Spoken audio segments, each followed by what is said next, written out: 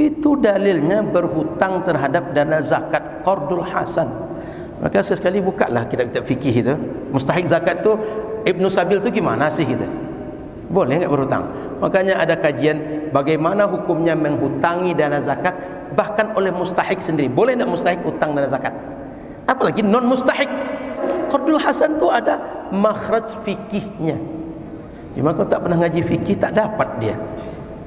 Kan biasa potong kompas Quran sunnah Quran sunnah. Quran sunnah itu banyak ilmu yang didapat dari situ yang tak bisa digali kecuali oleh orang yang ngerti fikih. Ini awak faqih tidak, belajar fikih tidak, tapi fatwanya macam lebih berat pada mujtahid lagi. Itu hanya ada orang abad 15 ini.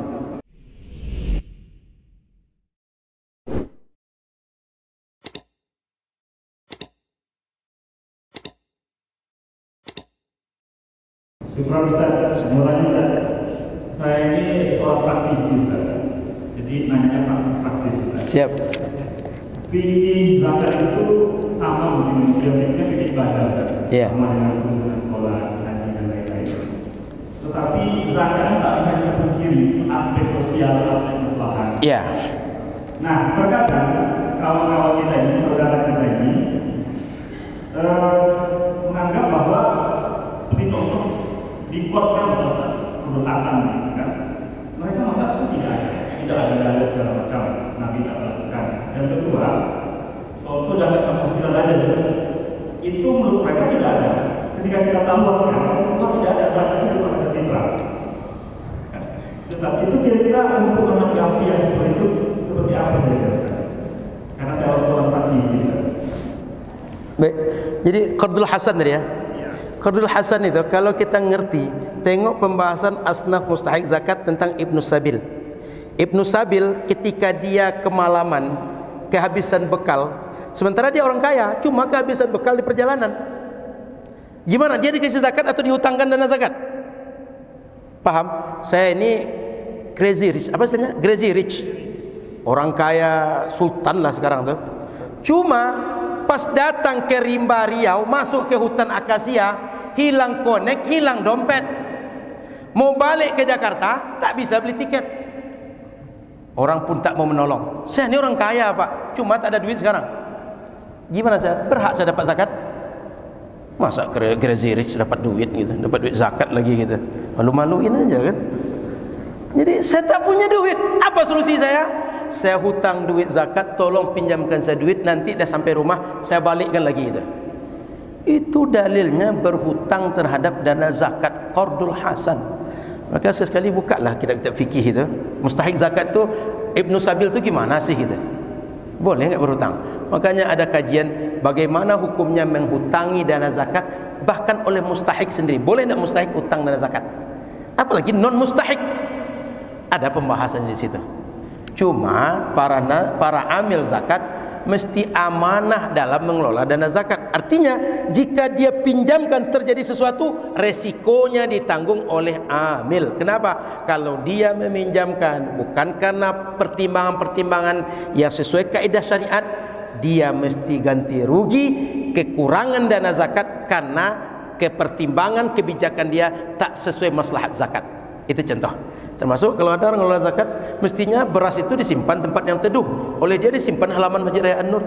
Datang hujan, basahlah beras tadi. Kira-kira kalau beras basah tadi, amil zakat tanggung jawab untuk mengganti atau tidak? Harus ganti. Kenapa? Mestinya jangan disimpan di tempat terbuka agar tak rusak beras, sehingga sampai kepada mustahik zakat dia bagus, dia layak untuk dikonsumsi. Tapi dia sengaja simpan di tempat yang terbuka, basah oleh hujan, dicuri oleh maling. Maka orang zakat berarti tak amanah mengelola zakat. Jadi poinnya adalah qardul hasan tu ada makhraj fikihnya. Cuma kalau tak pernah ngaji fikih tak dapat dia. Kan biasa potong kompas Quran sunnah Quran sunnah.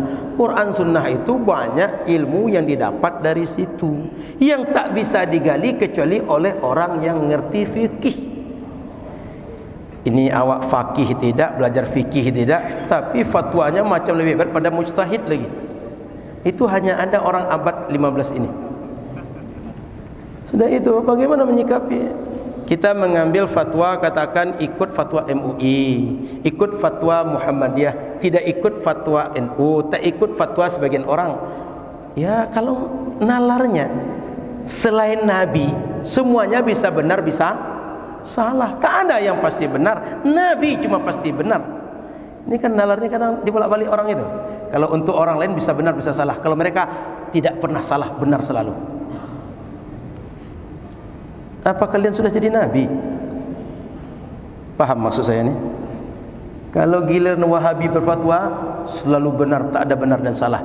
Tapi selain Wahabi bisa, mereka itu ulama bisa benar bisa salah. Jika ulama bisa benar salah, kalian yang bukan ulama lebih bisa benar dan salah. Bahkan kalian salah semua. Ngerti? Jadi nalar-nalar itu mesti kita hidupkan.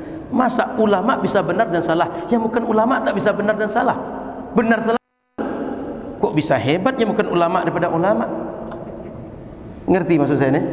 Ini nalar ni dihidupkan. Jangan terintimidasi begitu orang berargumentasi, apalagi dia macam interogasi dengan kita. Tenang saja, tinggal balikkan, kamu gimana gitu. Tinggal tanya-tanya, kamu gitu aja.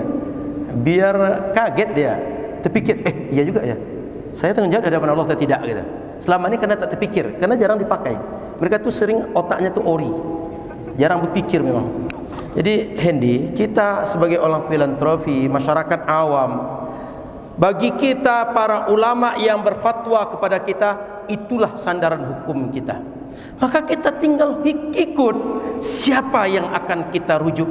Yang lain rujuklah ulama yang kalian yakini. Tapi perlu ingat, ulama kalian bisa benar bisa salah, sama seperti ulama kami bisa benar bisa salah. Tak ada yang maksum kecuali Nabi. Kalau kalian anggap bisa salah, kalian juga bisa salah. Sehingga kalian tak perlu mengatakan harus seperti kami, tak boleh seperti kalian. Jika kalian menganggap boleh seperti kami, yang kami yakini. Sehingga umat ini, saya terus terang, kalaulah Wahabi itu di Pekanbaru dia sibuk menyiarkan agama dia, dia sibuk dengan menjelaskan tentang paham dia, kita enggak akan counter attack, kita akan diam saja. Tapi karena kerjanya berdusta, memfitnah, buat framing, sebut di Mesir tak ada kultum tarawih. Saya 9 tahun di Mesir, tengok siaran Masjid Azhar setiap hari-hari ini, ada kultum tarawih. Di Masjid Madinah pun, di Makkah pun, Sesudes pun kultum tarawih. Kok tak ada katanya di Makkah, di Mesir kultum tarawih? Kalau tak pernah ke sana bilang, biar saya ajak jalan-jalan ke situ. Biar saya temani lihat-lihat Mesir, lihat makam Imam Syafi'i, biar ziarah kubur Imam Ibnu Hajar Al-Asqalani, Imam Athaillah As-Sakandari, imam-imam yang lain, biar berjumpa dengan aura ulama itu. Ini maka saya bilang tadi, kalau tak tahu, kalau tidak mengerti, tak sepakat, bilang saja, saya tak sepakat dengan Anda, saya tak tahu, saya tak ngerti, saya tak mau seperti itu. Udah, kita jalan masing-masing. Tapi mengatakan kami tak sunnah, kalian sunnah, pertanyaannya, kenapa tak kami yang bilang begitu? Kami yang sunnah, kalian tak sunnah.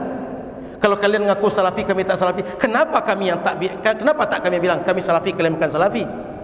Kalau kita tengok-tengok, kalau kita jujur-jujuran, kita ni merujuk Imam Syafi'i salaf, Imam Abu Hasan Al-Asy'ari salaf. Mereka paling jauh cuma ikut Ibnu Taimiyah 728 Hijriah, bukan salaf. Kok bisa mereka salafi, kita tak salafi? Ngerti maksudnya? Jadi jangan hanya kita yang bisa, orang tidak, hanya kita benar, orang tidak. Apa beda kita? Apa kalian sudah makan kaca, makan kawat, makan sudah bukan lagi nasi, makan macam kami? Kalau masih sama makan nasi kita, masih sama benar dan salah kita. Saya kira itulah agaknya Ustaz. Karena kalau makin panjang makin banyak kita bahas nih, makin banyak juga yang keluar lagi nih. Dia makin lama makin panas, makan macam panser. Terima kasih semuanya, mohon maaf salah dan kurang. Baik.